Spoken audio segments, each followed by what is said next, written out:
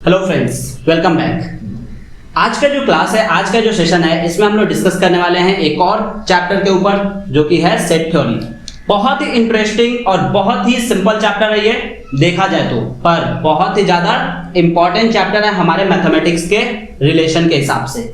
Mathematics के relation के हिसाब से बहुत ही ज्यादा इंपॉर्टेंट इसलिए है क्योंकि इस चैप्टर का यूज जो बेसिकली होता है वो बहुत जगहों पे होता है, बहुत अलग अलग जगह पे इस चैप्टर का यूज करते हैं। जैसे नॉर्मली सेट का यूज हम लोग प्रोबेबिलिटी में भी करते हैं, सेट का यूज बाकी जगह पे भी होता है, और सेट हम लोग कैसे करके जानेंगे और किस तरह से जानेंगे, इन्हीं सब बातों पे हम लोग डिस्कस करेंगे। और कहां पे इसका ज्यादा इंपॉर्टेंस है, उन्हीं सब बातों के ऊपर हम लोग डिस्कस करेंगे।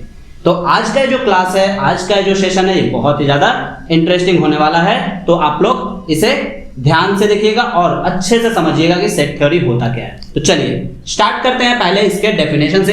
जैसा कि आप लोग सभी जानते हैं कि हम लोग कोई भी चैप्टर, किसी भी चैप्टर के बारे में हम लोग डिस्कस करते हैं तो उस चैप्टर में सबसे पहले हम लोग डिस्कस करते हैं कि वो चैप्टर है क्या चीज। तो नॉर्मली अगर हम आप लोग से पूछे कि व्हाट इज सेट, ठीक है, तो आप लोग क्या बोलिएगा? ठीक, तो आप लोग के पास यहाँ पे डेफिनेशन लिखा हुआ है। अब आप लोग डेफिनेशन पढ़ के बोलिएगा कि set is a well defined collection of distinct object and वगैरह वगैरह वगैरह, जो कि डेफिनेशन बोल रहा है। पर आप लोगों से मेरा यही क्वेश्चन है हमेशा से कि आप लोग सबसे पहले किसी भी चीज को जानने के लिए अपने लैंग्वेज का यूज करिए। आपको क्या समझ में आता है सेट का मतलब? ठीक है, मेरा आपसे यही क्वेश्चन है कि आपको क्या समझ में आता है कि सेट क्या होता है? आप क्या जानते हो सेट, आप कैसे रिलेट कर सकते हो सेट को? इन्हीं सब चीजों के ऊपर आज हम लोग डिस्कस करेंगे। आज के इस वीडियो में हम लोग बात करेंगे। तो चलिए स्टार्ट करते हैं कि हमारा सेट क्या है। ठीक है, देखिए सेट का मतलब होता है किसी भी एलिमेंट या किसी भी चीज को एक सिस्टमेटिक वे से अरेंज करना या एक सिस्टमेटिक वे से रखना इज नोन एज सेट। ठीक है, जैसे कि आप लोग क्या फ्रिज में कपड़े रखते हैं? ऑब्वियस बात है, नहीं, फ्रिज में रखते हैं साग सब्जी पानी खाने पीने का सामान वगैरह वगैरह, जो कि आप लोग सेफली रखना चाहते हैं। This is called set. ठीक, आप लोग बर्तन वाले जगह पे क्या रखते हैं? बर्तन रखते हैं। अब आप लोग बर्तन वाले जगह पे थोड़ी ले जाकर फ्रिज को रख देते हैं। This is called set. मसाले के जगह पे मसाला रखते हैं। This is called set. ठीक है, कपड़े के जगह पे कपड़ा रखते हैं। This is called set. ठीक है, ये सभी चीज क्या है? जो भी हमारे सराउंडिंग में है, जो भी हमारे आसपास है, उन सभी चीजों का कुछ ना कुछ सेट है। दैट मीन्स हर एक चीज को बहुत ही ज्यादा अरेंज करके लिखा गया है। जैसे अगर हम लोग न्यूमेरिकली पढ़ते हैं तो न्यूमेरिकली हमारे पास 1 से लेकर 100 तक सेट। अल्फाबेटिकली पढ़ते हैं तो A से लेकर Z तक एक सेट। क्या आप A से लेकर Z तक ऐसे पढ़ोगे? A B C D 1 2 3 4 5 6 2 1 2 2 2 4 2 3 6 ऐसे पढ़ेंगे क्या सेट? ये नहीं है सेट। ठीक है, क्योंकि क्या है, यहाँ पे मिक्सअप हो गया। आप एक पर्टिकुलर चीज को एक जगह पे रखना इज नोन एज सेट। ठीक है, क्लियर है ये चीज? ठीक, अब आते हैं इसके डेफिनेशन के ऊपर कि इसका डेफिनेशन क्या बोलता है सेट का, जो कि हम लोग के मैथमेटिकल टर्म में यूज होता है। तो देखिए डेफिनेशन जो बोला जाता है, आप लोग शुरुआत से जानते हैं, पहले वीडियो से ये चीज समझ रहे हैं कि हम डेफिनेशन को उतना ज्यादा फॉलो नहीं करना चाहते हैं। हम थ्योरी पे उतना ज्यादा ध्यान नहीं देते। हमको अपने लैंग्वेज में समझना चाहिए, हमको बच्चे से उसका लैंग्वेज चाहिए। दैट मीन्स हमको बच्चे के अंदर क्या है, उस चीज को लेके, उस टॉपिक को लेके क्या उसके अंदर है, दिस इज, ठीक है, हमको वो चीज, उसका वो पॉइंट चाहिए कि वो क्या नया चीज, वो क्या कुछ नया बोल रहा है। ये लिखी हुई बातों को तो सभी बोल सकता है, हम भी पढ़ के रिपीट कर देंगे, सेट हो गया, देन ठीक है, दैट्स इट। सेट का डेफिनेशन बोल दिए, बस हो गया, खत्म सेट। तो ऐसा थोड़ी होता है। हम रिलेट कहां पे कर रहे हैं, यही है। बहुत सारे बच्चों को कहना है कि मैथ्स बहुत टफ है। सिर्फ और सिर्फ रिलेशन, आप जितने अच्छे से रिलेशन को यूज करोगे, आप जितने अच्छे से दूसरे चीजों से रिलेट करोगे, उतना इजी है। हम कोई भी सब्जेक्ट को इसके खिलाफ रहते हैं कि कोई भी सब्जेक्ट टफ है। हम बल्कि इस बात के ऊपर कॉन्सेंट्रेट करते हैं कि कोई भी सब्जेक्ट टफ या इजी नहीं होता है। क्यों नहीं होता है? क्योंकि वो पढ़ने वाले के ऊपर डिपेंड करता है कि आप किस तरह से पढ़ रहे हैं। किसी भी सब्जेक्ट को अगर आप इंटरेस्ट लेके पढ़ रहे हैं वो इजी है। किसी भी सब्जेक्ट को आप अगर इंटरेस्ट नहीं लेके पढ़ रहे हैं, लेस इंटरेस्टेड होकर पढ़ रहे हैं, तो वो टफ है। तो ये हमारे पास होता है पढ़ने का तरीका, और आज हम लोग जानेंगे इसमें इस चीज के बारे में। तो चलिए टाइम नहीं लेते हुए स्टार्ट करते हैं सेट के डेफिनेशन से।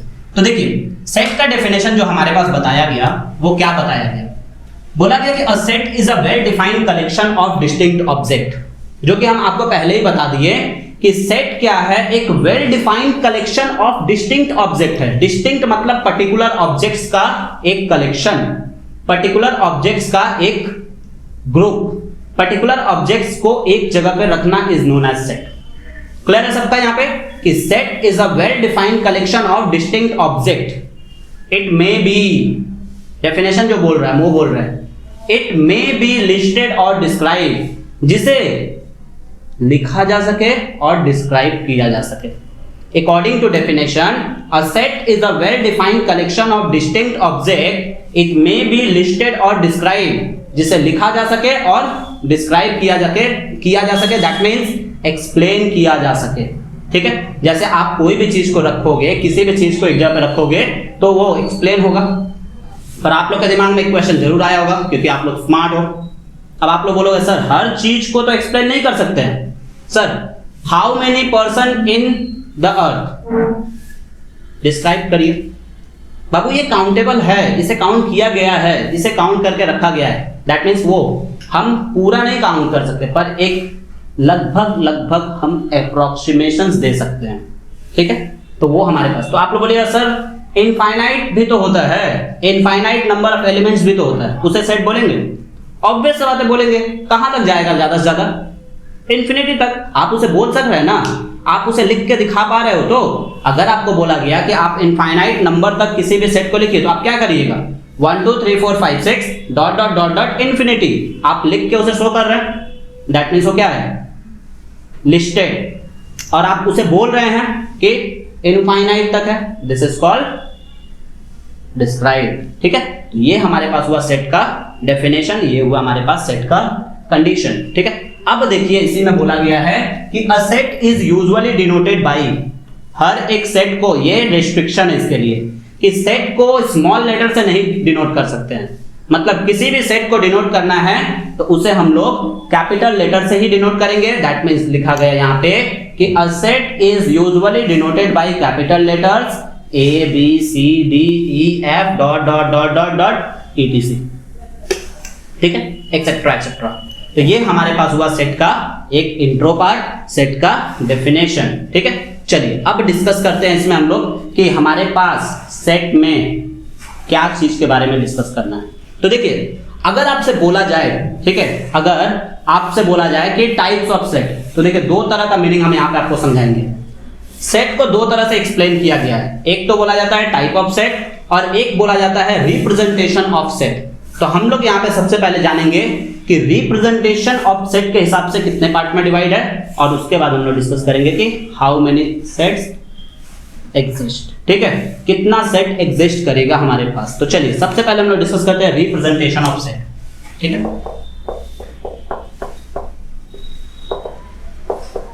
Representation of sets. ठीक है, अकॉर्डिंग टू रिप्रेजेंटेशन के हिसाब से सेट को हम लोग दो पार्ट में डिवाइड किए हैं। रिप्रेजेंटेशन के हिसाब से सेट को हम लोग क्या किए हैं? दो पार्ट में डिवाइड किए हैं, दो ब्रॉड कैटेगरीज में डिवाइड किए हैं। सबसे पहले जो पार्ट है उसको हम लोग बोलते हैं रोस्टर फॉर्म। ठीक है, roster form is also known as tabular form भी बोला जाता है इसे। ठीक है,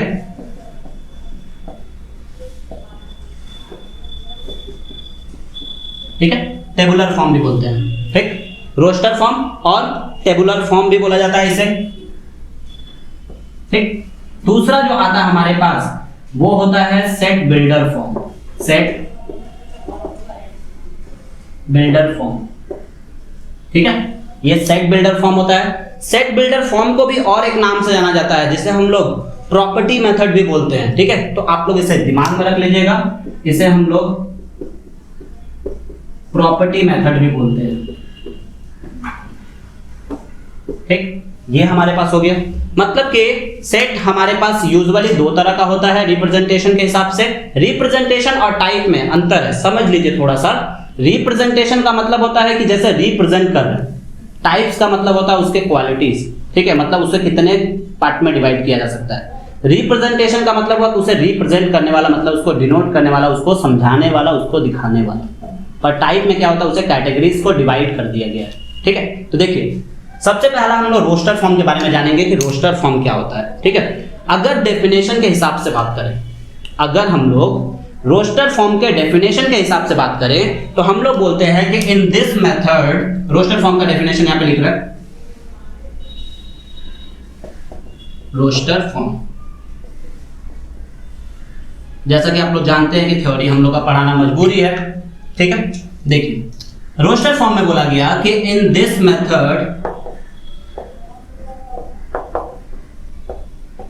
in this method all the elements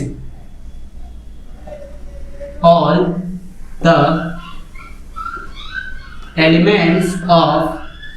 a set,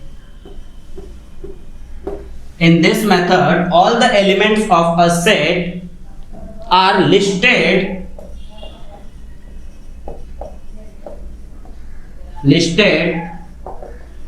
within curly brackets, ठीक है, curly brackets and separated by commas,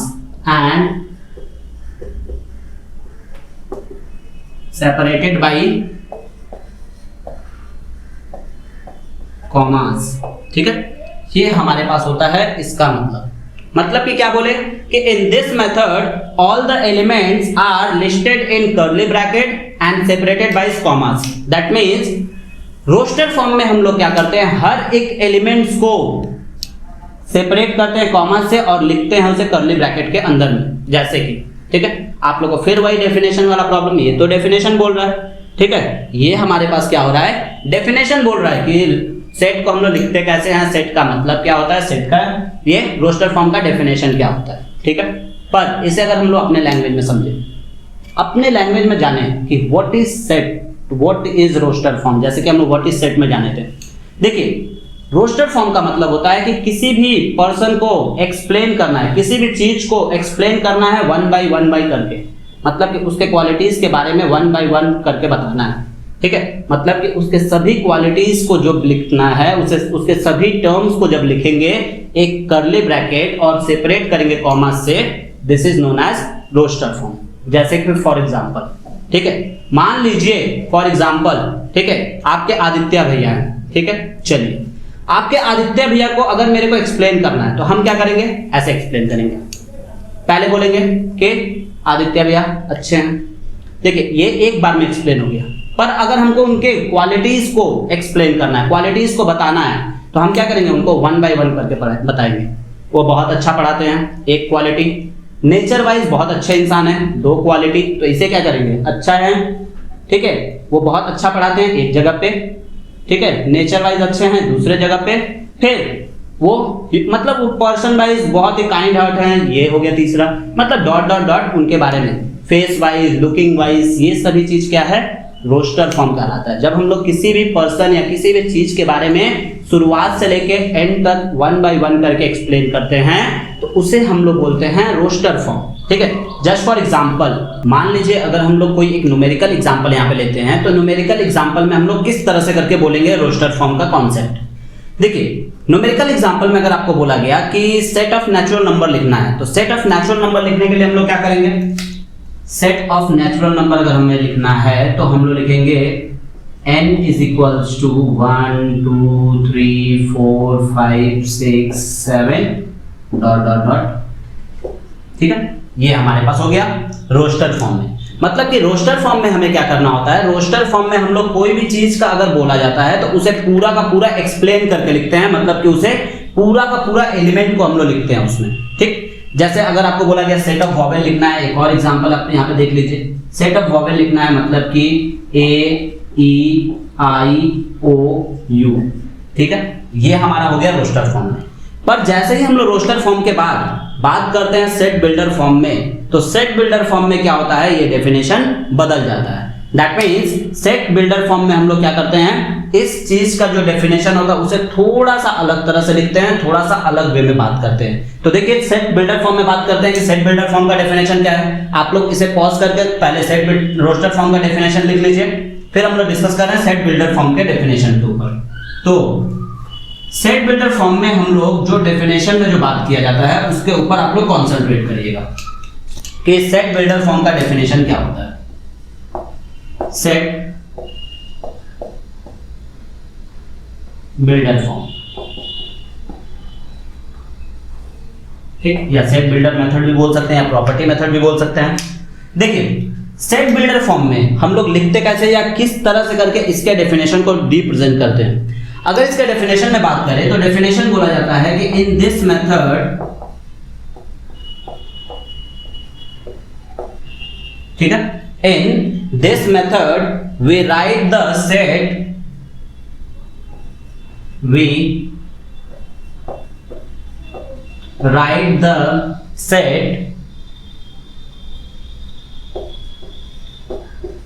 set by some special property, some special property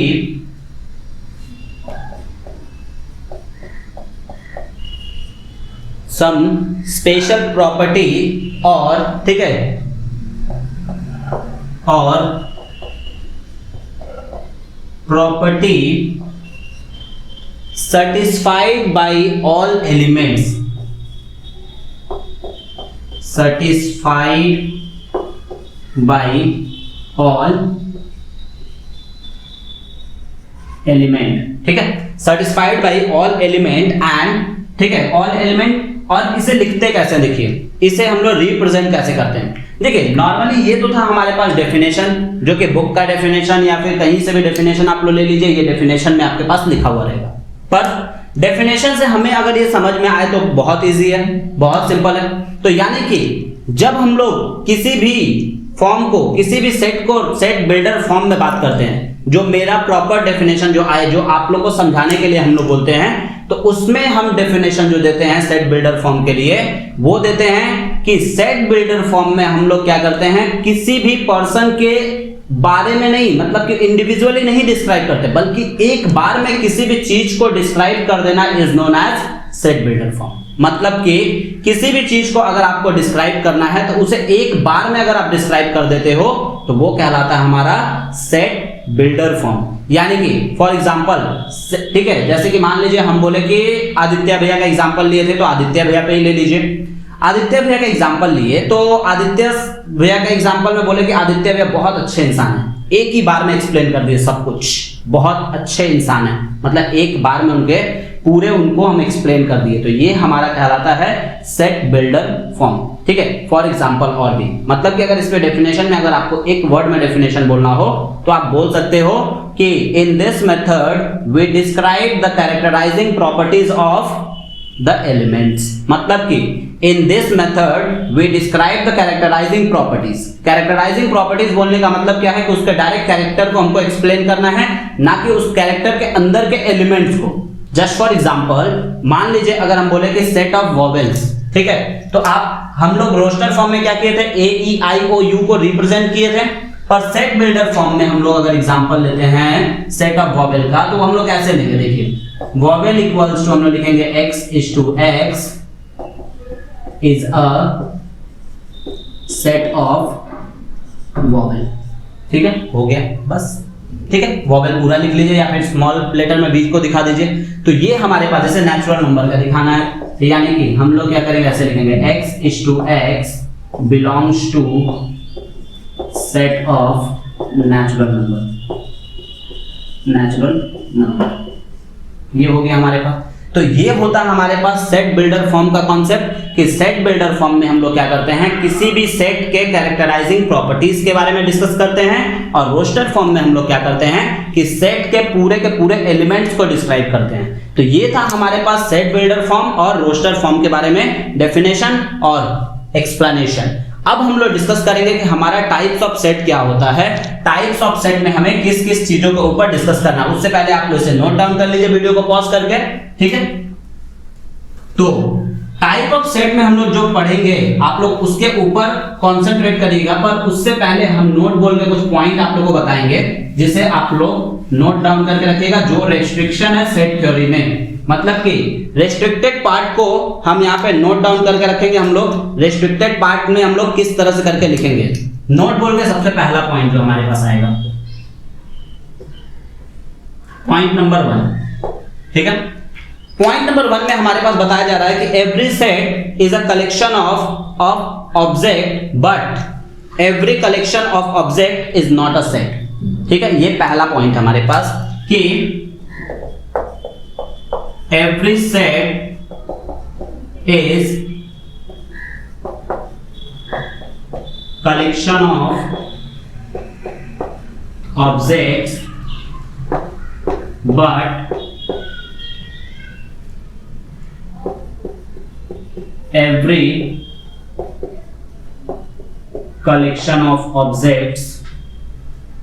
collection of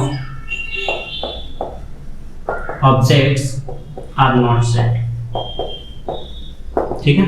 ये हमारे पास आया पहला इसका, ठीक है। every collection of objects is not set, ठीक है। every collection of objects is not set, ठीक है। यहाँ पे इस कर लीजिएगा, इज नॉट सेट, मतलब कि हमारे पास यहाँ पे बोला क्या जाता है कि हर एक कलेक्शन ऑफ, ठीक है, हर एक सेट का कुछ ना कुछ कलेक्शन होना चाहिए, पर हर कलेक्शन सेट कहलाए ये जरूरी नहीं है। जैसे एशिया में ही आदमी लोग रहते हैं, मतलब एशिया में कितने जानवर्स हैं, पूरे वर्ल्ड में कितने जानवर्स हैं, पूरे यूनिवर्स में कितने एनिमल्स हैं, ये सभी चीज क्या है, ये कलेक्शन नहीं है, इसे हम कलेक्ट नहीं कर सकते हैं, इसे हम लोग कलेक्ट नहीं किया जा सकता। एक पर्टिकुलर प्लेस पे हम लोग कलेक्ट कर सकते हैं। जैसे आपसे हम पूछे कि कलकत्ता में कितने एनिमल्स हैं, ठीक है, कलकत्ता के चिड़ियाघर में कितने एनिमल्स हैं, ये कलेक्शन हो सकता है। पर आपको हम पूछे कि पूरे वर्ल्ड में कितने, पूरे यूनिवर्स में कितने एनिमल्स हैं, this is not a collection of set. Collection तो बोला जाएगा पर उसे सेट नहीं बोल सकते हैं, ठीक है। तो ये हमारे पास होता है कलेक्शन ऑफ ऑब्जेक्ट्स के लिए पहला कॉन्सेप्ट। दूसरा जो पॉइंट आता है हमारे पास, वो बोला गया कि अ सेट में कंटेन फाइनाइट और infinite number of element. Second number point, a set में कंटेन फाइनाइट और इनफाइनाइट नंबर ऑफ एलिमेंट, ठीक है। ये हमारा सेकेंड पॉइंट है कि कोई भी एक सेट, ठीक है, फाइनाइट और इनफाइनाइट नंबर ऑफ एलिमेंट को कंटेन करके रख सकता है। फाइनाइट और इनफाइनाइट नंबर ऑफ एलिमेंट्स को कोई भी एक सेट कंटेन करके रख सकता है। तीसरा नंबर जो टॉपिक हमारे पास आता है, ठीक, repetition are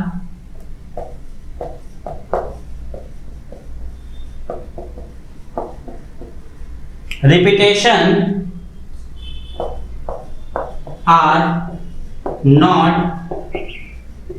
allowed in a set, ठीक है, इन अ सेट। मतलब कि एक सेट में हम लोग रिपीटेशन को अलाउड नहीं कर सकते। रिपीटेशन बोलने का मतलब क्या होता है कि सिमिलर नंबर को दो बार नहीं लिखना है। किसी भी एक सेट में सिमिलर नंबर को दो बार हम लोग नहीं लिखेंगे, ये अलाउड नहीं है सेट में, ठीक है। क्लियर है यहां तक कि repetition are not allowed in a set, मतलब एक सेट में रिपीटेशन को अलाउड नहीं किया जा सकता। तो ये हमारे पास तीसरा पॉइंट आया। चौथा पॉइंट आप लोग लिख सकते हैं कि सेट हमेशा कैपिटल लेटर से डिनोट होगा और सेपरेट कॉमा से ही होगा, ठीक है। मतलब कि कर्ली ब्रैकेट में लिख के कॉमा से ही सेपरेट करेंगे। तो ऐसे बहुत सारे नोट्स बन सकते हैं जो आप लोग आराम से बना सकते हैं, पर नॉर्मली उससे पहले ही हम इन सारी चीजों के बारे में डिस्कस कर दिए। जो ये 3 पॉइंट था, ये जो हमारे पास 3 पॉइंट है, इसके बारे में हम लोग बाद में डिस्कस किए, तो बोल के हम इसको फिर से आप लोग को बता दिए।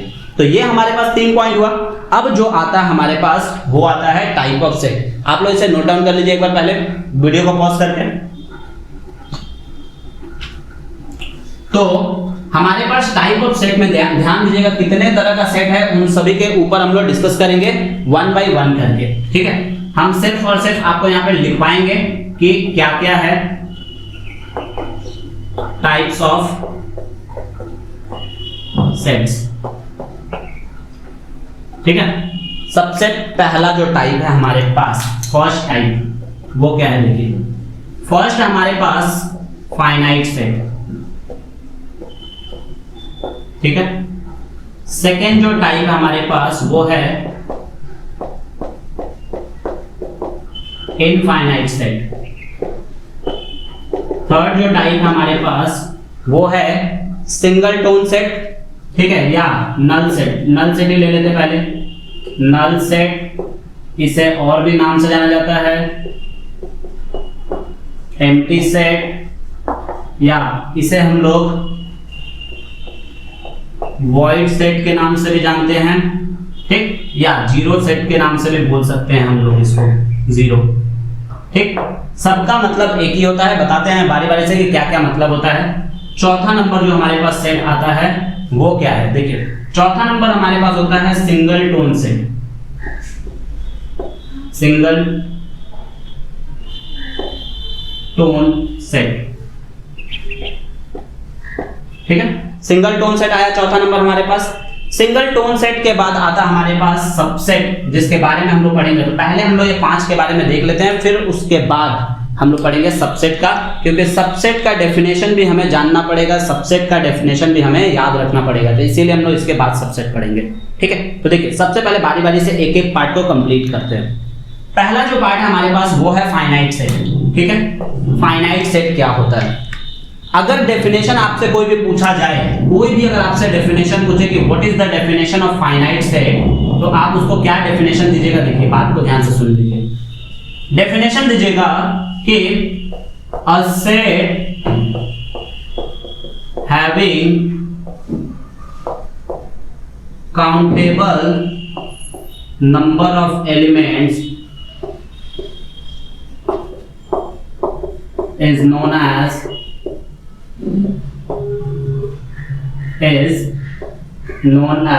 finite set। एकदम सिंपल, एकदम इजी तरीके में आपको डेफिनेशन ही समझा देगा कि क्या मतलब होता है फाइनाइट सेट का। दैट मीन्स फाइनाइट सेट का मतलब होता है कि जिसमें काउंटेबल नंबर ऑफ एलिमेंट्स होता है, उसे हम लोग क्या बोलते हैं, फाइनाइट सेट। मतलब एक सेट अगर काउंटेबल नंबर ऑफ एलिमेंट्स को कंटेन करके रखता है तो उसे हम लोग बोलते हैं फाइनाइट सेट। ठीक, फाइनाइट सेट का डेफिनेशन आप लोगों को क्लियर हो गया होगा कि countable number of elements is known as finite set, a set having. ठीक, दूसरा जो आता हमारे पास वो होता है इनफाइनाइट सेट। देखिए इनफाइनाइट सेट में हमारे पास क्या डेफिनेशन होता है। सिंपल सा, बस हम लोग यहाँ पे एक बार चेंज करेंगे इसी को। ठीक है, इसी डेफिनेशन को चेंज करने के लिए हम लोग क्या करेंगे, यहाँ पे लिखेंगे अनकाउंटेबल नंबर ऑफ एलिमेंट्स। मतलब कि uncountable number of elements is known as infinite set. मतलब कि अगर आपसे पूछा जाता है कि इनफाइनाइट सेट का डेफिनेशन क्या होगा, तो इनफाइनाइट सेट का डेफिनेशन देंगे a set having infinite number of element, या a set having uncountable number of elements is known as infinite set. ये हमारे पास हो गया दूसरा। तीसरा जो हमारे पास आता है वो होता है नल सेट। ठीक है, देखिए यहीं पे चेंज करेंगे फिर नल सेट के लिए भी। देखिए कितना सिंपल है, एक ही डेफिनेशन से ठीक है सभी को ले लेंगे। अ सेट, ठीक है, अ सेट में कंटेन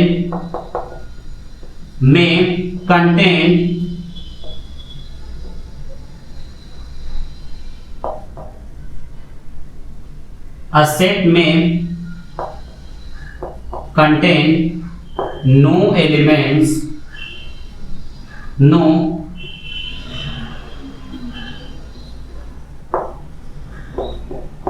a set में containing या a set having no elements। चलिए इसका डेफिनेशन हम पूरा कंप्लीट करके ही आप लोग को लिख देते हैं कि नल सेट का डेफिनेशन हमारे पास क्या होता है। नल सेट डेफिनेशन में जो बात किया जाता है कि अ सेट में contain no elements is known as null set. ठीक है, या जीरो सेट, नल सेट। ठीक है, मतलब कि अगर कोई सेट है अब वो जीरो एलिमेंट को कंटेन कर रहा है तो उसे हम लोग क्या बोलेंगे, उसे हम लोग क्या बोलेंगे, null set. That means null set का डेफिनेशन हम लोग बोल सकते हैं कि कोई भी एलिमेंट को कंटेन नहीं करेगा, और इसे डिनोट किया जाता है, इट इज डिनोटेड बाई 5। ठीक है, जीरो को लिख के 20 से आधा कर दीजिए, उससे ही डिनोट किया जाता है, मतलब 5 से डिनोट किया जाता है नल सेट को। तो ये हमारे पास हुआ नल सेट का डेफिनेशन। चौथा नंबर जो हमारे पास आया है वो है single tone set. Single tone set का मतलब क्या होता है, देखिए सिंगल टोन सेट का डेफिनेशन हम लोग क्या लेंगे, सिंगल टोन सेट। देखिए सिंगल टोन सेट का डेफिनेशन अगर आपसे कोई पूछा जाता है या कोई बोलता है तो आप लोग लिख सकते हैं कि a set contain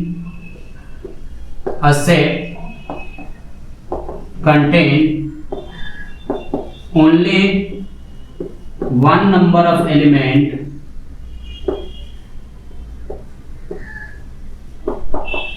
is known as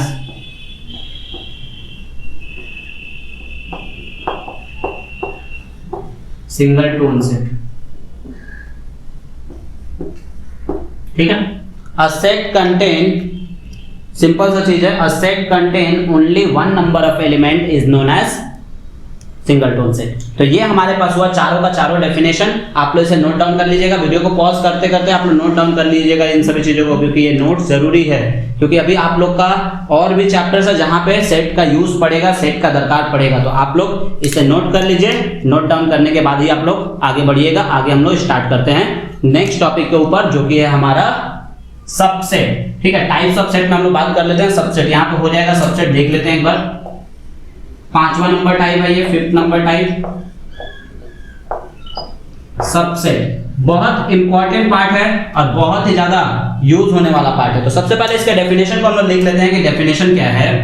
देखिए सबसेट का जो डेफिनेशन होता है वो होता है if A and B two sets, two non empty set बोलिए, टू नॉन एम्प्टी सेट। ठीक है, A and B two non empty set. ठीक है, let if A and B two non empty set, then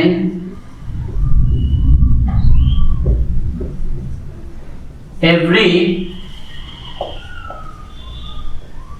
element of A is in B, every element of A is also भी लिख सकते हैं। ठीक है, is, इस डेफिनेशन को थोड़ा चेंज कर देते हैं, is also an element of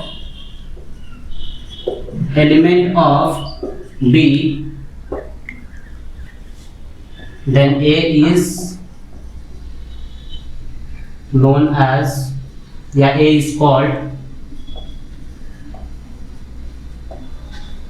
subset of B, then A is called a subset of B। तो मतलब कि सबसेट का डेफिनेशन हमारे पास क्या हुआ कि अगर हमारे पास दो सेट दिया हुआ है A और B, हमारे पास दो सेट दिया हुआ है A और B, दोनों का दोनों नॉन एम्प्टी सेट है, तो अगर हम लोग उसको सबसेट बोलना हुआ, सबसेट बोलना हुआ तो हम लोग कैसे करके दोनों को सबसेट बोलेंगे, तो इस बात पे ध्यान दीजिए आप लोग। हमारे पास दो सेट है A और B, ठीक है, और A में जो एलिमेंट है, ठीक है, और B में जो एलिमेंट है, हम लोग दो अलग अलग एलिमेंट वाला सेट लिए। अब अलग अलग, ये आप लोग पूरा का पूरा अलग नहीं कर लेना है। जैसे अभी हम एग्जांपल लेके आपको समझाते हैं, पहले डेफिनेशन को एक बार क्लियर कर लें कि अगर हमारे पास दो सेट है A और B, ठीक है, तो A का पूरा एलिमेंट अगर B से बिलोंग करता है, मतलब B में है, तो A is a subset of B। ठीक, फॉर एग्जाम्पल अगर मान लीजिए प्रैक्टिकल एग्जाम्पल लें, तो प्रैक्टिकल एग्जाम्पल में अभी आप लोग क्या है, अपने फादर मदर, ठीक है, किसी ना किसी के थ्रू बिलोंग कर रहे हैं, मतलब जो आप स्टडी कर रहे हैं, आपका खर्चा जो आ रहा है, ये सभी चीज क्या हो रहा है, किसी ना किसी पर्सन के थ्रू आ रहा है। ठीक, यानी कि आप डिपेंडेंट हैं, यानी कि आप उनसे बिलोंग कर रहे हैं। ठीक, तो यानी कि उनसे बिलोंग करने का मतलब हो गया कि आप क्या हैं, उनके सबसेट हैं, क्योंकि आप क्या हैं, उनके अकॉर्डिंगली ही काम कर रहे हैं। तो यानी कि सबसेट का मतलब होता है कि जो दूसरे से बिलोंग करे, जो दूसरे से बिलोंग करे उसे हम लोग बोलते हैं सबसेट। ठीक है, तो यहां पे अगर हम लोग एग्जांपल के तौर पे एक एग्जांपल सेट करें कि A इक्वल्स टू ले लिए यहाँ पे 1 3 5 और 7, ठीक, और B इक्वल्स टू ले लिए हम लोग 1 2 3 4 5 6 और 7 8, ठीक, ये ले लिया। तो हम लोग देख क्या रहे हैं कि जो हमारा B का सेट है और जो हमारा A का सेट है, A का जितना भी एलिमेंट है वो B में है, ऑलरेडी B में है, तो यानी कि A is a subset of B। और इसे लिखेंगे कैसे, देखिए, it is denoted by A, ठीक है, इस साइन से डिनोट किया जाता है। It is denoted by A is a subset of B, ठीक है, नीचे में एरो लाइन भी होता है, मतलब ये दोनों A और B बराबर भी हो सकता है, ठीक। तो देखिए यहां पे हम लोग लिखेंगे A is a subset of B, ठीक है, A is a subset of B। तो ये हमारे पास हुआ सबसेट का डेफिनेशन और सबसेट का पैटर्न, ठीक। सबसेट क्या होता है, सबसेट वो होता है जो दूसरे से बिलोंग करे, मतलब अगर किसी को भी सबसेट बोलेंगे तो वो क्या होगा, दूसरे में से जरूर बिलोंग करता हुआ मिलना चाहिए, तभी हम उसको सबसेट बोलेंगे। तो आइए अब हम लोग डिस्कस करते हैं कि हमारा प्रॉपर सबसेट क्या होता है। देखिए नॉर्मली हम लोग सबसेट के ऊपर डिस्कस किए थे कि सबसेट क्या है, और सबसेट में हम लोग जाने कि सबसेट किसको बोलते हैं। अगर यूजुअली बात किया जाए कि सबसेट हम लोग किसको बोलते हैं, तो सबसेट हम लोग बोलते हैं कि एक सेट है और एक और सेट है, मतलब कि दो सेट हमारे पास है, उस दोनों सेट का एलिमेंट आपस में अगर एक दूसरे में बिलोंग कर रहा है तो उसे हम लोग बोलेंगे सबसेट। जस्ट फॉर एग्जांपल अगर हम बात करें कि A एक सेट है 1 2 3 4 5 6 7 8 9 10 और B एक सेट है हमारे पास 1 2 5, तो यानी कि हमारे पास ये देख रहे हैं कि B का पूरा एलिमेंट A से बिलोंग कर रहा है, यानी कि A, ठीक है, B is a subset of A, B is a subset of A। पर प्रॉपर सबसेट, ये जो कॉन्सेप्ट आया कि प्रॉपर सबसेट क्या होता है, तो हम लोग डिस्कस करेंगे कि प्रॉपर सबसेट होता क्या है। तो आइए बात करते हैं इसके डेफिनेशन के ऊपर कि प्रॉपर सबसेट का डेफिनेशन क्या होता है। तो सबसे पहले जो हमारे पास डेफिनेशन लिखा हुआ है, एक लंबा चौड़ा सा डेफिनेशन है इसका कि प्रॉपर सबसेट का डेफिनेशन क्या होता है। देखिए डेफिनेशन में बोला गया कि if A and B B two sets such that every element of B is also an element of A and there is at least one, ठीक है, there is at least one element in A does not belongs to B is known as proper subset। देखिए ये definition बताया कि proper subset का definition क्या होता है, पर आपको अगर हम प्रॉपर सबसेट का डेफिनेशन समझाएं कि प्रॉपर सबसेट का डेफिनेशन क्या होता है, तो हम लोग बोलेंगे कि प्रॉपर सबसेट का डेफिनेशन बोलने का मतलब क्या होता है कि A और B अगर हमारे पास दो सेट दिया हुआ है, ठीक है, और B का पूरा एलिमेंट अगर A से बिलोंग कर रहा है, B का पूरा एलिमेंट A से बिलोंग कर रहा है, पर यहाँ पे एक कंडीशन क्या होना चाहिए कि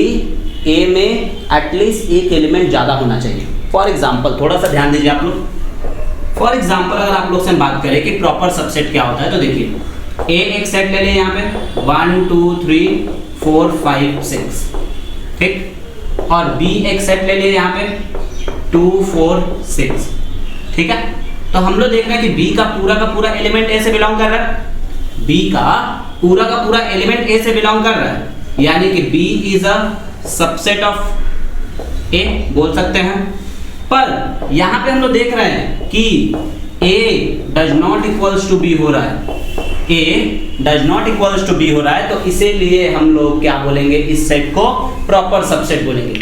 मतलब कि एक प्रॉपर सबसेट को हम लोग सबसेट बोल सकते हैं, पर एक सबसेट को हम लोग प्रॉपर सबसेट नहीं बोल सकते हैं।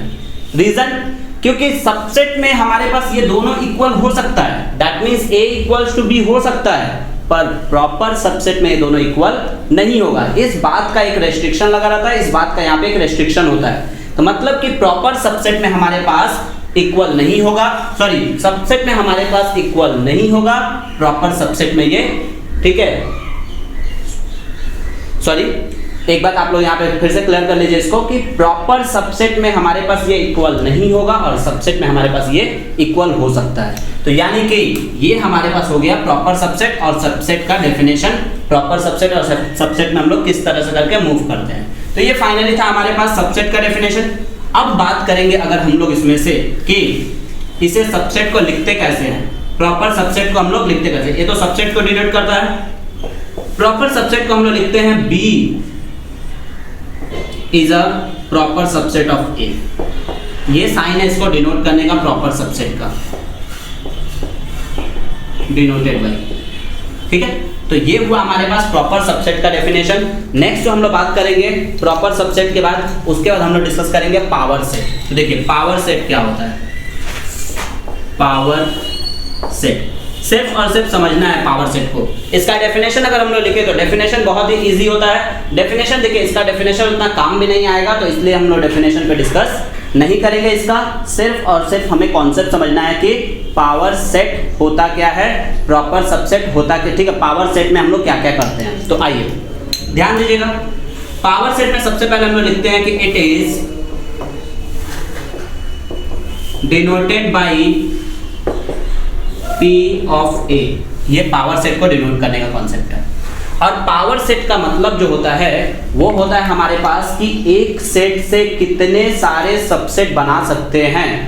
एक सेट से कितने सारे सबसेट बना सकते हैं, this is known as power set, ठीक है। This is known as power set. Just for example, अगर मान लीजिए A एक सेट लिए हैं 1, 2 और 3, तो इससे कितना सबसेट बना सकते हैं। तो देखिए इससे हम सबसेट कितना बना सकते हैं, एक हुआ नल सेट,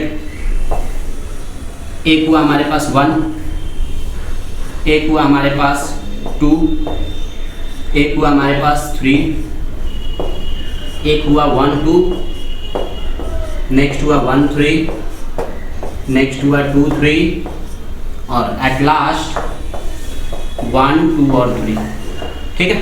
तो ये हम लोग इतने सारे पॉसिबल सेट्स इससे बना सकते हैं, ठीक है। इतने सारे पॉसिबल सेट्स हमारे पास बन जाएंगे इससे।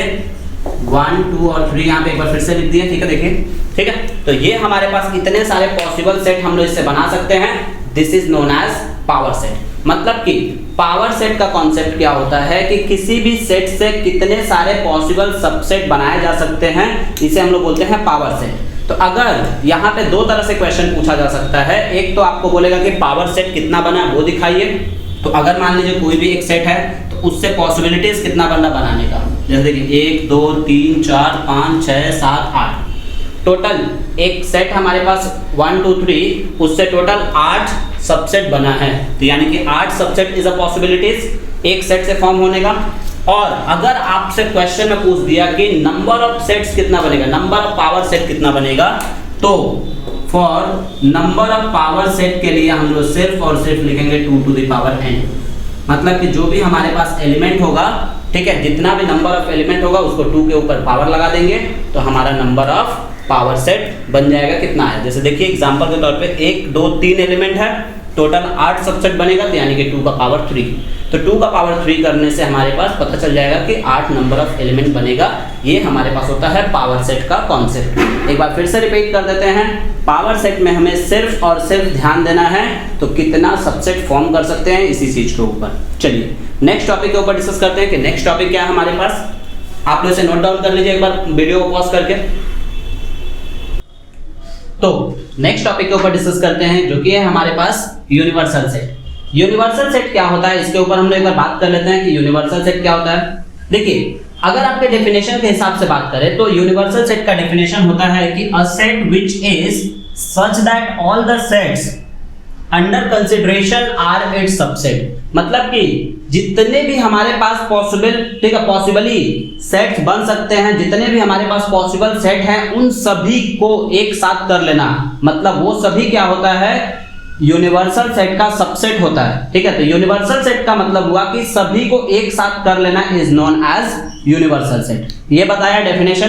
पर आपको हम एक कॉमन से लैंग्वेज में डेफिनेशन इसका बोल देते हैं कि यूनिवर्सल सेट क्या होता है। देखिए आप लोग सोच रहे होंगे कि सर आप तो क्या करते हैं, आप एक खुद ही डेफिनेशन लिखते हैं फिर आप उसी डेफिनेशन को चेंज भी करते हैं, इसका मतलब क्या है। देखिए फ्रेंड्स, एक बात है, ये हमारा मैथमेटिकल लैंग्वेज है और हम जो डेफिनेशन देते हैं वो हमारा खुद का लैंग्वेज है। ठीक है, जिससे आप लोगों को क्या हो, ये लिखने के लिए काम आता है और वो समझने के लिए काम आता है। तो आप लोग इन सभी चीजों पे ध्यान दीजिएगा कि हम लोग जो डेफिनेशन देते हैं वो क्या होता है, वो सिर्फ और सिर्फ आप लोग को इजीली समझ में आ जाए कोई भी चीज, उसके लिए हम लोग डेफिनेशन देते हैं।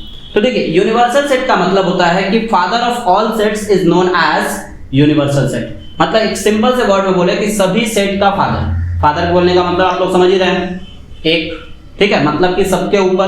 तो यानी कि father of all sets is known as universal set, एकदम कॉमन से लैंग्वेज में, ठीक। अब देखिए यहाँ पे हमारे पास क्या बोला, इसे डिनोट किया जाता है कैपिटल यू से और एस से, बहुत जगह पे एस से भी डिनोट किया जाता है, एक और साइन से डिनोट किया जाता है, पर वो हम लोग के सिलेबस में नहीं है तो बोल के हम लोग उसको नहीं लिखेंगे। यूनिवर्सल सेट को हम लोग दो साइन से डिनोट किए, एक कैपिटल यू और दूसरा एस। बेसिकली इसको हम लोग कैपिटल यू से ही डिनोट करते हैं यूनिवर्सल सेट को। तो ये हो गया हमारे पास। अगर मान लीजिए आपको कोई भी यूनिवर्सल सेट, तो आप लोग सोचेंगे कि क्वेश्चन में सर यूनिवर्सल सेट लिखा कैसे रहेगा, इतना सारा एलिमेंट्स को तो लिखेगा नहीं। ऑब्वियस सा बात है, इतना सारा एलिमेंट को नहीं लिखेगा, पर यहाँ पे क्या करेगा, स्पेसिफाइड कर देगा। स्पेसिफाइड कर देने का मतलब क्या करेगा, बोल देगा कि this is a universal set, मतलब 1 2 3 4 5 6 7 8 9 10 ये हमारा यूनिवर्सल सेट है, ऐसा मेंशन कर देगा आपको क्वेश्चन में। तो ये होता है यूनिवर्सल सेट का कॉन्सेप्ट यूनिवर्सल सेट में। नेक्स्ट जो टॉपिक है हमारे पास, नेक्स्ट जो हम लोग बात को डिस्कस करेंगे या नेक्स्ट जो टॉपिक के ऊपर डिस्कस करेंगे वो है हमारे पास इक्वल सेट, कि इक्वल सेट क्या होता है। तो देखिए, नेक्स्ट जो टॉपिक है हमारे पास वो है इक्वल सेट। आप लोग सभी लोग समझ रहे हैं कि इक्वल सेट को डेफिनेशन का कोई दरकार नहीं है, क्योंकि A is equals to B और B is equals to A is known as equal set। मतलब कि बात समझ लीजिए थोड़ा सा, क्योंकि इसके बाद वाला टॉपिक में बहुत कंफ्यूजन होगा। अगर A एक सेट लिख रहा है एग्जांपल के तौर पे 1 2 3 और 4, तो B भी हमारा क्या होना चाहिए 1 2 3 और 4। मतलब कि number of elements and elements both are equal, then A is equals to B, ठीक है, देन A is, ठीक है, देन हम लोग उन दोनों को बोलेंगे इक्वल सेट। इक्वल सेट में हम लोग क्या बोलेंगे कि नंबर ऑफ एलिमेंट्स भी इक्वल होना चाहिए और साथ ही साथ एलिमेंट्स भी इक्वल होने चाहिए। तो ये हमारे पास हो गया इक्वल सेट का। नेक्स्ट जो टॉपिक हमारा फाइनल टॉपिक जो आता है उसे हम लोग बोलते हैं इक्विवेलेंट सेट। ये हमारा 10वां नंबर टॉपिक है, ठीक। ये हमारा 1 नंबर टॉपिक था, ये 9 था, ठीक है, और ये हमारा 10 टाइप में लास्ट टाइप है, ठीक है, लास्ट टाइप है इक्विवेलेंट सेट।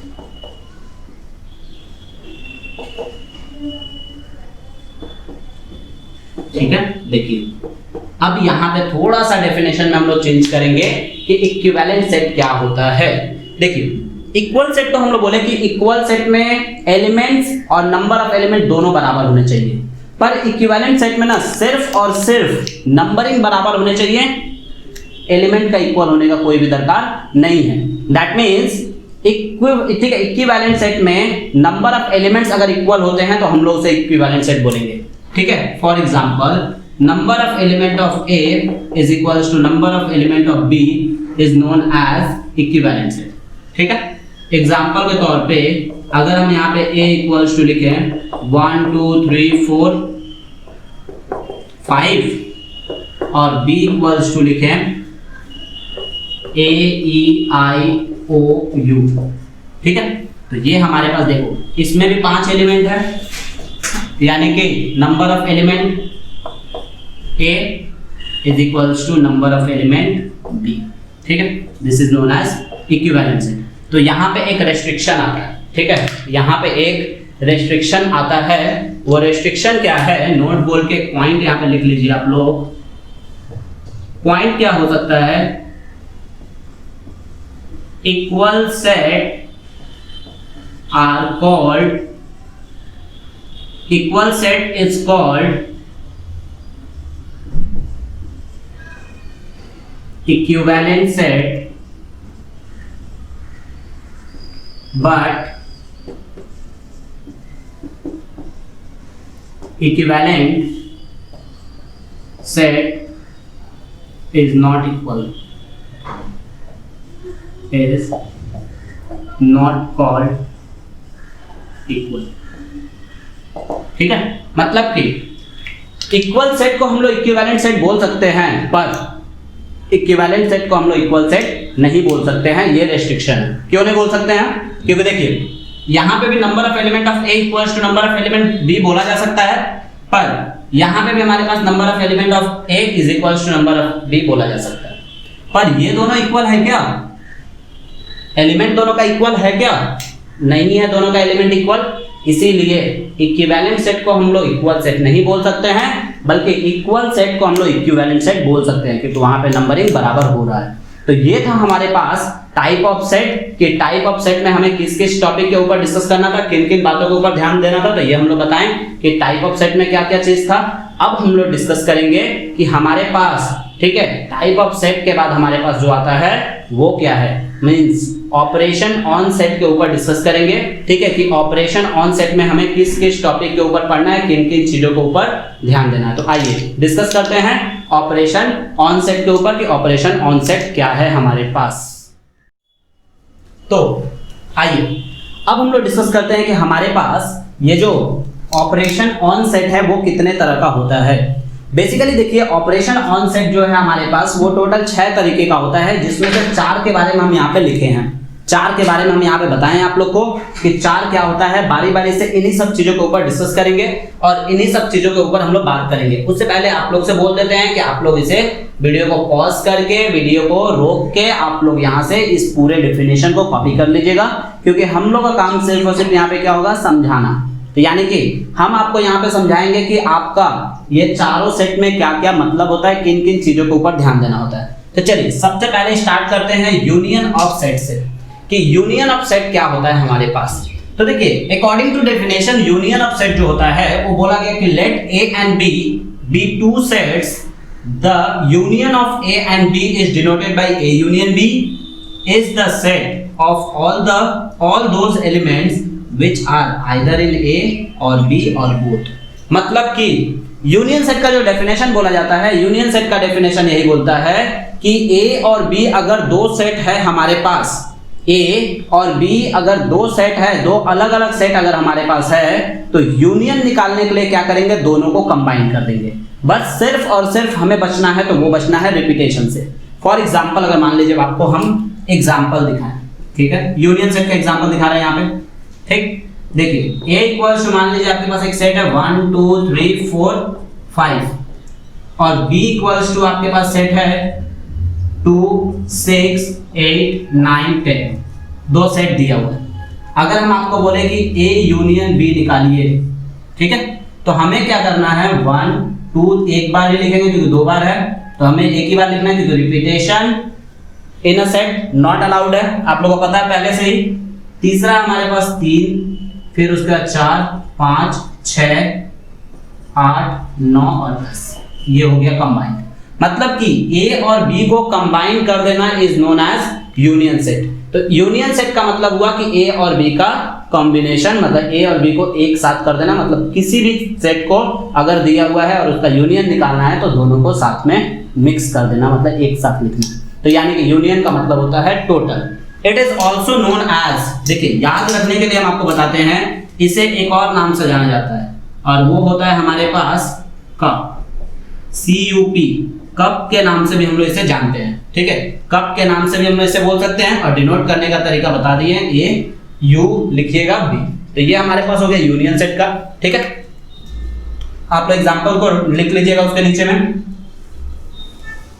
अब दूसरा जो सेट आया हमारे पास, वो दूसरा सेट क्या है, दूसरा जो टाइप ऑफ सेट होता है, ऑपरेशन ऑन सेट होता है, वो है इंटरसेक्शन सेट। इंटरसेक्शन सेट का डेफिनेशन क्या बोलता है कि let A and B B two sets, the intersection of A and B is denoted by A intersection B। ठीक है, मतलब उल्टा कर दीजिए U को ही, is the set of all elements which are common in both, which are common to both. ठीक है, कॉमन टू द बोथ में हमारे पास है।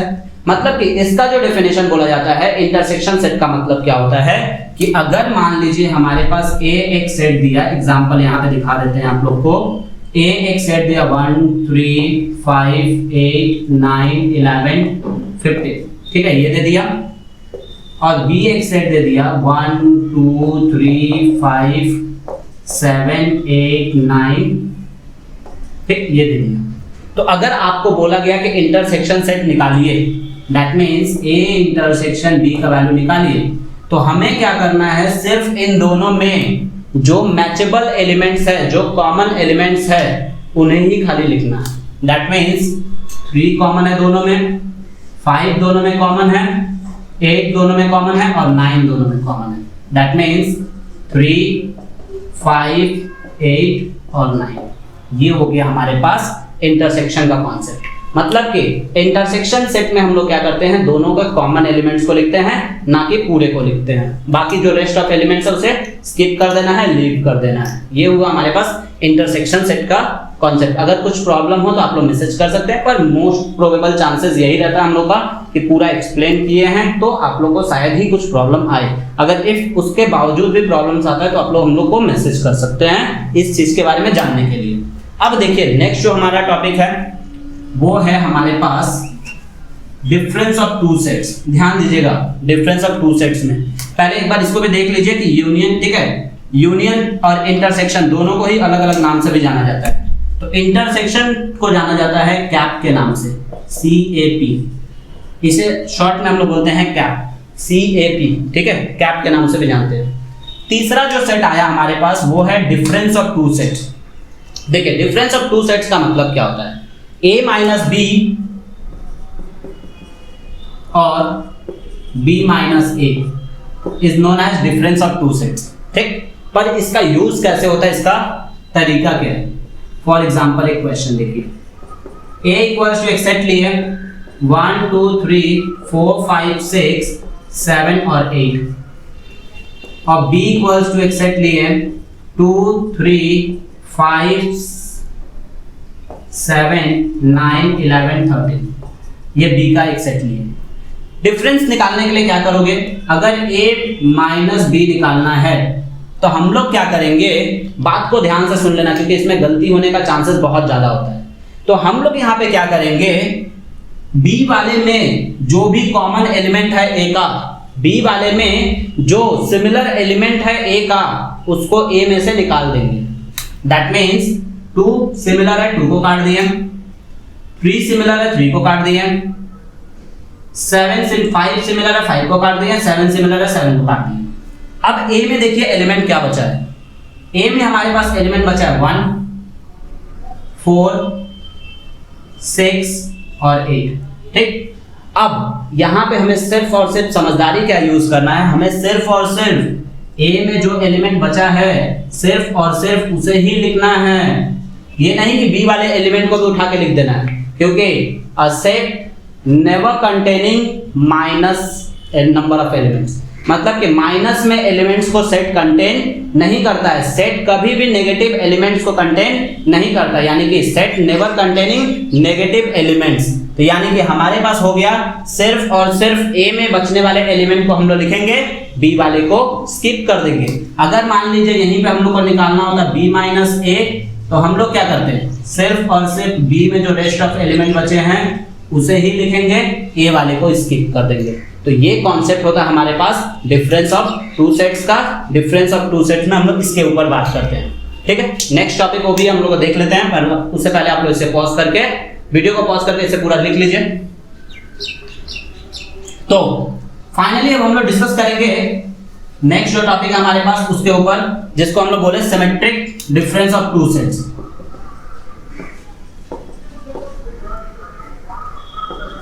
ठीक है, symmetric difference of two sets का डेफिनेशन खाली बस आप लोग समझ लीजिए, बाकी और कुछ इसमें आपको जानने का जरूरत नहीं पड़ेगा क्योंकि अभी अभी हम लोग पीछे में सब चीज के बारे में पढ़े। ठीक है, देखिए इसका डेफिनेशन होता है, it is denoted by A delta B। ठीक है, इससे डिनोट किया जाता है और इसको लिखते कैसे हैं, देखिए A del B is equals to A minus B union B minus A। मतलब कि डिफरेंस ऑफ टू सेट्स को निकाल के उन दोनों का यूनियन कर देना, मतलब उन दोनों को एक साथ कर देना। दैट मीन्स अगर A माइनस B निकाले जो एलिमेंट आया, B माइनस A निकाले जो एलिमेंट आया, दोनों को क्या करना है, कंबाइन कर देना है, एक साथ करके लिखना है।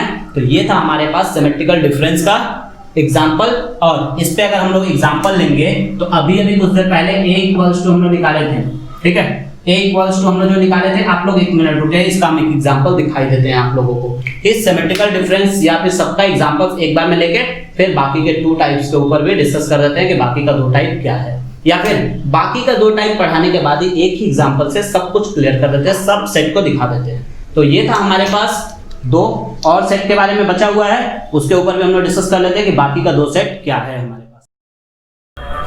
तो आइए नेक्स्ट जो 2 टॉपिक हमारे पास बच गया है, उस 2 टॉपिक को भी हम लोग डिस्कस कर लेते हैं कि हमारे पास वो 2 टॉपिक क्या है। देखिए, एक हमारे पास कॉम्प्लीमेंट्री सेट और एक है हमारे पास डिसजॉइंट सेट। कॉम्प्लीमेंट्री सेट और डिसजॉइंट सेट क्या होता है, इसके बारे में पहले हम लोग जान लेते हैं। सबसे पहले हम लोग जानते हैं कि कॉम्प्लीमेंट्री सेट क्या होता है। देखिए, किसी भी सेट का कॉम्प्लीमेंट निकालना है, तो अगर हम लोग को कॉम्प्लीमेंट निकालना होता है तो हम लोग क्या करते हैं, यूनिवर्सल में से माइनस कर देंगे उस सेट को।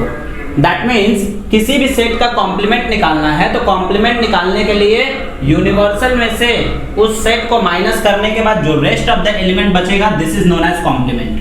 ठीक है, ये हुआ हमारे पास कॉम्प्लीमेंट, और उसे 3 तरह के साइन से डिनोट किया जाता है, a डैश, a बार और a कॉम्प्लीमेंट। और इसका मतलब जो होता है, number of a complement is equals to number of universal minus number of a।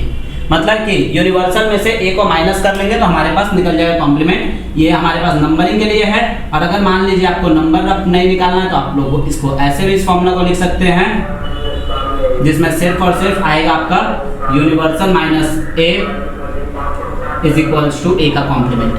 तो ये हम लोग लिख सकते हैं कॉम्प्लीमेंट्री सेट के लिए, ये हमारे पास हो गया। डिसजॉइंट सेट का कॉन्सेप्ट क्या होता है कि डिसजॉइंट सेट में हम लोग बोलते हैं कि अगर मान लीजिए 2 सेट का डिसजॉइंट सेट निकालना है तो इसका मतलब क्या हुआ। तो इन डिसजॉइंट सेट में सिर्फ और सिर्फ आपको दिमाग में क्या रखना है कि किसी भी सेट का अगर इंटरसेक्शन निकाल रहे हैं, कोई भी 2 सेट का अगर हम लोग इंटरसेक्शन निकाल रहे हैं और इंटरसेक्शन कुछ भी नहीं आया तो वहां पर डिसजॉइंट सेट वर्क करेगा। दैट मीन्स डिसजॉइंट सेट का मतलब होता है a intersection b is equals to null set is known as disjoint set. For example देखिए, क्वेश्चन एक लिए यहाँ पे u इक्वल्स टू दे दिए, a इक्वल्स टू दे दिए, b इक्वल्स टू दे दिए, बाकी पूरे के पूरे सेट को इसी पे एग्जाम्पल के तौर पे ले लेते हैं। सबसे पहले यहाँ पे तो लिख लीजिए फाइंड, ठीक है। अब देखिए फाइंड में सबसे पहले निकाल रहे हैं a union b। a union b बोलने का मतलब हो गया हमारे पास 1 2 1 3 5 7 यूनियन 2 4 6 8। ठीक, मतलब कि a यूनियन b का जो वैल्यू आएगा वो आएगा हमारे पास 1 2 3 4 5 6 7 और 8। ये हो गया हमारे पास यूनियन के लिए। अगर इसी में हम लोग निकालते हैं a इंटरसेक्शन b, तो बस सेम सिचुएशन 1 3 5 7 इंटरसेक्शन 2 4 6 8।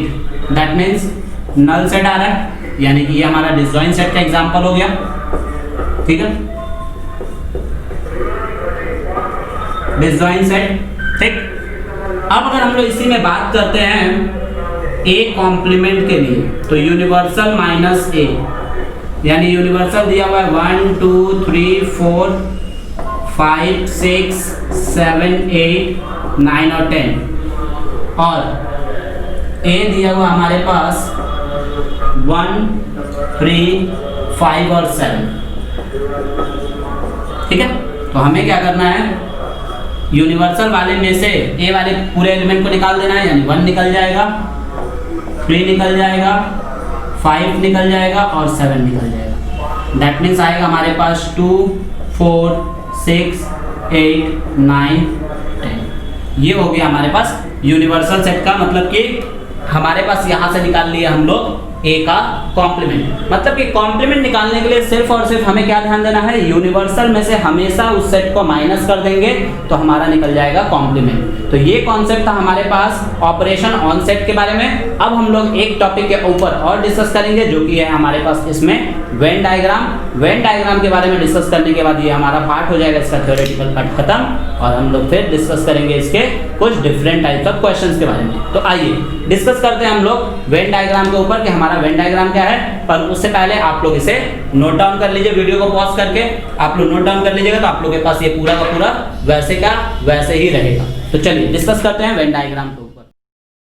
तो अब हम लोग डिस्कस करते हैं सबसे इंपॉर्टेंट पार्ट के ऊपर सेट थ्योरी का, जो कि है हमारे पास वेन डायग्राम।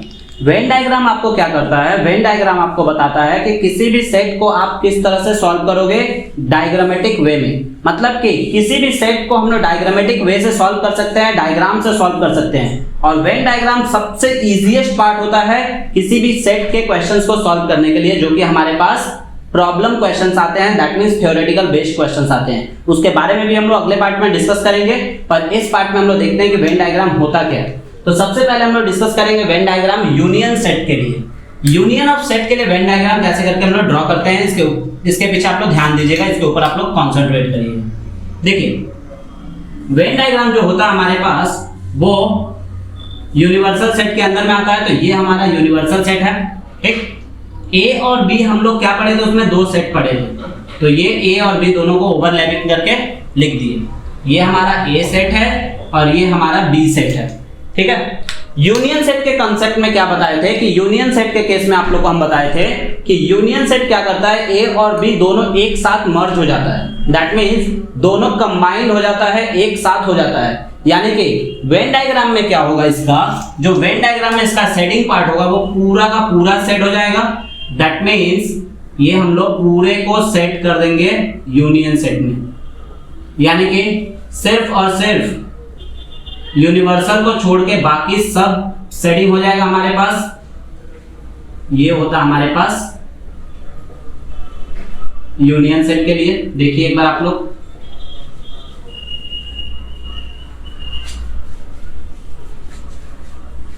ये जो बाहर निकलना है वो बाहर नहीं निकलना चाहिए, वो पूरा का पूरा सेटिंग हो जाना चाहिए। ये जो बाहर निकला है वो नहीं निकलना चाहिए। तो ये हो गया हमारे पास ए यूनियन बी, ठीक है। फॉर एग्जांपल अगर मान लीजिए आपको एक बात बोले कि ए इक्वल्स टू एक सेट ले लिए 1 2 3 4 और बी इक्वल्स टू एक सेट ले लिए 2 5 7 8 9 10, ये ले लिए। अगर आपको बोला गया कि ए यूनियन बी निकालिए, तो यानी इसका मतलब क्या हुआ, ए यूनियन बी निकालने के लिए हम लोग क्या करेंगे, सिर्फ और सिर्फ 1 2 3 4 5 7 8 9 और 10, ये हो गया हमारा A union B. That means A और बी दोनों को क्या किए, कंबाइन कर दिए। तो ये होता हमारे पास इसका पहला कॉन्सेप्ट यूनियन के लिए। पर अगर मान लीजिए इसी में इंटरसेक्शन निकालने को बोल दिया जाता और इंटरसेक्शन के लिए वेन डायग्राम बोलता, तो इंटरसेक्शन के लिए हम लोग क्या करते हैं, 1 2 3 4 इंटरसेक्शन 2 5 7 8 9 10, ठीक। तो इंटरसेक्शन में हम लोग क्या पढ़े, दोनों में कॉमन होगा, तो दोनों में कॉमन सिर्फ और सिर्फ 2 हो रहा है, ये हो गया हमारे पास 2। अब देखिए ये इंटरसेक्शन में हम लोग कैसे करके इसका वेन डायग्राम ड्रॉ करते हैं इंटरसेक्शन के लिए, ठीक है। इंटरसेक्शन सेट के लिए जो वेन डायग्राम ड्रॉ होगा वो हमारे पास कैसे होगा, देखिए सेकेंड नंबर, इंटरसेक्शन सेट। देखिए इंटरसेक्शन सेट के लिए क्या करना है, सेम कॉन्सेप्ट से आएंगे, ये हमारा यूनिवर्सल। अब इसमें ए एक सेट बनाएंगे और बी एक सेट बनाएंगे, ठीक है। ए और बी दोनों को बना लिए। अब देखिए ये ए और ये बी, इंटरसेक्शन में क्या बोला जा रहा है कि सिर्फ और सिर्फ हमें क्या लेना है, दोनों का कॉमन लेना है। क्या लेना है, दोनों के बीच में कौन सा पोर्शन कॉमन हो रहा है हमारे पास, तो हम लोग देख रहे हैं ए और बी में कॉमन हो रहा है सिर्फ और सिर्फ ये वाला प्लेस। तो यानी कि हम लोग क्या करेंगे, इंटरसेक्शन वाले में सिर्फ और सिर्फ इस वाले प्लेस को सेट कर देंगे वेन डायग्राम में अपने, ठीक है। तो ये वेन डायग्राम में हम लोग क्या किए, इस वाले पोर्शन को सेटिंग कर दिए। ये हमारा कहलाएगा इंटरसेक्शन सेट ऑफ 2 सेट्स, ठीक है। 2 सेट का इंटरसेक्शन सेट हुआ और इसे हम लोग लिखते हैं ए इंटरसेक्शन बी के फॉर्मेट में। तो ये हो गया हमारे पास इंटरसेक्शन के लिए। तीसरा जो सेट आता है हमारे पास वो आता है हम लोग के पास डिसजॉइंट सेट या फिर डिफरेंस ऑफ 2 सेट्स। पहले डिफरेंस ऑफ 2 सेट्स देख लेते हैं, थर्ड नंबर। थर्ड का डेफिनेशन कैसे लिखेंगे, थर्ड का वेन डायग्राम कैसे ड्रॉ करेंगे, डिफरेंस ऑफ टू सेट्स, ठीक है। डिफरेंस ऑफ टू सेट्स में दो बार इसका वेन डायग्राम बनेगा। एक बार बनाते हैं a माइनस बी के लिए, चलिए, ठीक है। ये हो गया अपने पास a, ये हो गया अपने पास b, यहां हो गया यूनिवर्सल, ठीक है। अब देखिए a माइनस बी के केस में क्या पढ़े थे हम लोग कि a में से b का पूरा एलिमेंट निकल जाएगा और रेस्ट ऑफ एलिमेंट जो a में बचा, रेस्ट ऑफ एलिमेंट जो a में बचा उसी को ही हम लोग लिखेंगे a माइनस बी के केस में। मतलब कि हमारे पास सिर्फ और सिर्फ a वाला पार्ट शेडिंग हो जाएगा, बाकी सब पार्ट निकल जाएगा, क्योंकि आप लोग खुद देखिए यहाँ पे कॉमन पार्ट भी निकल जा रहा है और b को भी पूरा हम लोग बाहर कर दे रहे हैं। यानी कि सिर्फ और सिर्फ ये जो कॉमन पार्ट है, ये जो सिर्फ a का पार्ट है, मतलब कि ओनली a, सिर्फ वही हमारा शेडिंग होगा, बाकी और कोई शेडिंग इसमें नहीं होगा। पर यही अगर b के लिए बात करें, b वाले कॉन्सेप्ट के लिए, तो b माइनस a के लिए सेम चीज करना है, बस उल्टा कर देना है इसको। यानी कि ये a और ये b, यहाँ ठीक है, यूनिवर्सल। अब क्या करना है इसमें, ये a था और ये b था, सेटिंग सिर्फ और सिर्फ b वाले पार्ट को करना है, ना कि बाकी पार्ट को, ठीक है। तो ये हो गया हमारे पास, ठीक, b माइनस a के लिए वेन डायग्राम, ठीक है। ये हो गया हमारे पास। अब और भी हमारे पास एक दो है, उसको भी देख लेते हैं। ऊपर वाला रब कर देना, आप लोग इसे एक बार नोट डाउन कर लीजिएगा इस वाले पार्ट को। देखिए नेक्स्ट जो हमारे पास पार्ट आ रहा है वो है हमारे पास कॉम्प्लीमेंट्री सेट के लिए। चौथा number part, complementary set. Complementary set के लिए जो वेन डायग्राम हमारे पास ड्रॉ होगा वो बहुत ही इजी है, बहुत ही आसान है। क्या करना था हमें, ए एक सेट है, ठीक है, उसे क्या करना है, यूनिवर्सल में से निकाल देना है। मतलब यूनिवर्सल में से इस एरिया को निकाल देंगे तो बाकी पूरा सेटिंग हो जाएगा, मतलब बाकी पूरा यूनिवर्सल बचेगा। तो ये हमारे पास हो गया पूरा का पूरा सेटिंग, ठीक है। ये पूरा का पूरा सेटिंग हो जाएगा हमारे पास, ठीक है। तो ये हमारे पास होता है इसके लिए कॉन्सेप्ट, कि इस तरह के कॉन्सेप्ट को हम लोग कैसे करके लेते हैं, किस तरह से लेते हैं, ठीक है ना। ये हमारे पास हो गया इसका कॉन्सेप्ट। फिर लास्ट बचा हमारे पास disjoint of two sets. Disjoint set में हम लोग क्या करते हैं, देखिए डिसजॉइंट सेट में सिर्फ और सिर्फ डिसजॉइंट सेट में क्या करना है, हमें सिर्फ और सिर्फ ए को, देखिए ए एक सेट है और बी एक सेट है, ठीक है। ए एक सेट है और बी एक सेट है, दोनों में कुछ भी कॉमन नहीं आ रहा है, यानी कि इंटरसेक्शन जीरो। तो यानी कि हमारे पास ए अलग बी अलग, दोनों में कुछ भी कॉमन नहीं आ रहा है, यानी ए और बी अलग। तो ये हमारे पास हो गया डिसजॉइन ऑफ टू सेट, मतलब ए पूरा ही पूरा रह जाएगा, बी पूरा ही पूरा रह जाएगा।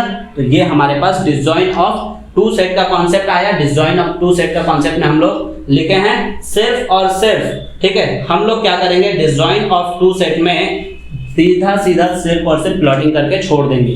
दैट मीन्स इसे हम लोग बोलेंगे A intersection B is equals to null set, ये डिसजॉइन ऑफ टू सेट के लिए। और यहाँ हो गया A complement equals to universal minus ए।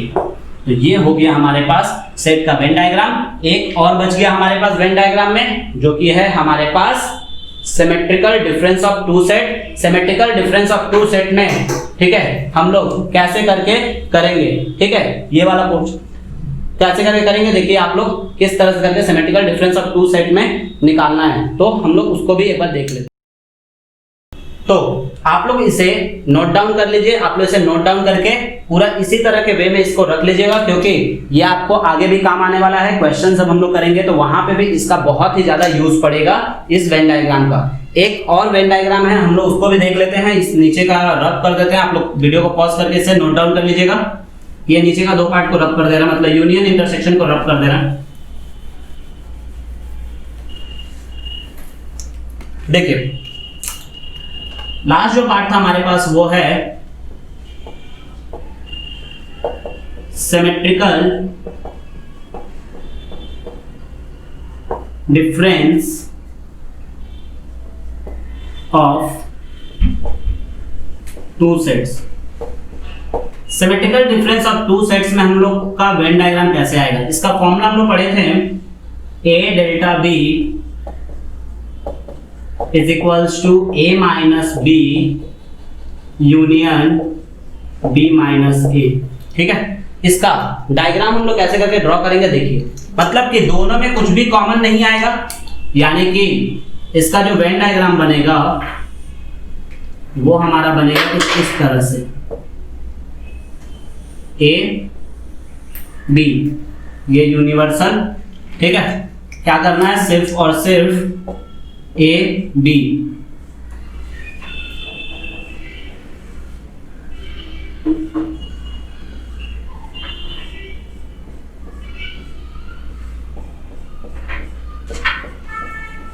सिर्फ और सिर्फ हमें क्या करना है, इन दोनों पार्ट को ही सेटिंग कर देना है, बाकी पार्ट को सेट नहीं करना है। मतलब कि ये जो बीच वाला हमारा पार्ट है ये सेटिंग में नहीं आएगा, सिर्फ और सिर्फ हमारे पास A और B सेटिंग हो जाएगा, यानी कि ये हो गया हमारे पास A minus B union B minus A, ये हो गया हमारे पास यूनिवर्स। ठीक है, मतलब कि symmetrical difference of two sets के बारे में। तो यही था हमारे पास कुछ सेट का कॉन्सेप्ट। सेट के कॉन्सेप्ट में हम लोग को यही सब चीज के बारे में डिस्कस करना था, और यही था हमारा पूरा का पूरा सेट का थ्योरेटिकल पार्ट। नेक्स्ट पार्ट में हम लोग डिस्कस करेंगे क्वेश्चन के ऊपर, तो नेक्स्ट पार्ट बहुत ही ज्यादा इंपॉर्टेंट होने वाला है, तो आप लोग नेक्स्ट पार्ट को जरूर देखें। Thank you.